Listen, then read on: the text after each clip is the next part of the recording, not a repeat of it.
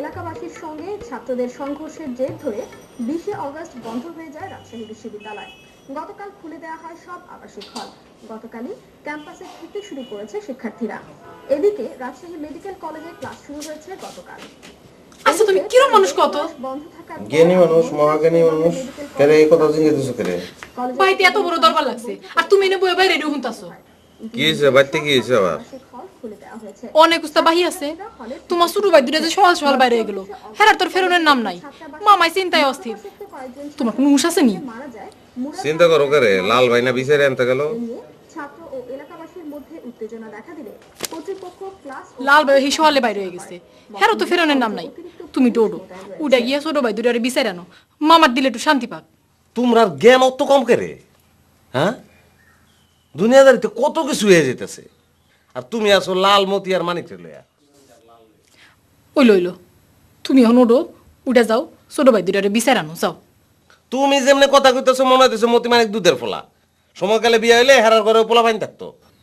ইস, নিজের ঘরে যেন পোলাহানের দোয়ান বইছে। বইব বইব, দোয়ান কি 8 বাজার বহাই তুমি? হ্যাঁ, আমার জানা আছে। আইসা তুমি এখন ওডো তো উডা গিয়া হ্যাঁ গুলো খুঁজে আনো, মামার একটু শান্ত করো।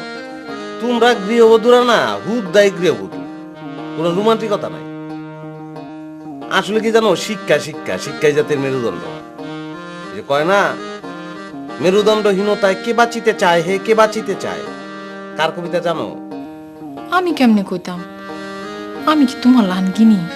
জানবা কেমনে, জ্ঞান তো আসলেই কম। রবীন্দ্রনাথ ঠাকুরের কবিতা, নোবেল প্রাইজ পেয়েছে। নোবেল প্রাইজটা কিতা? নোবেল প্রাইজ এটা এটা এখন আমি তোমাকে কেমনে বুঝাই? নোবেল প্রাইজ হলো যে ওই ওই যে মেডেল দেখছো না আমার, ওইরকম সোনার আর কি। তাইলে তো তুমিও পাইছো, শোনে না মেডেল তো। হ্যাঁ, এই তো একটু একটু বুঝ দেখছো। ওই অহন যাও, বাই দুটারে বিচার আনো, সারা বাড়ি উপাস হয়ে রয়েছে। হ্যাঁ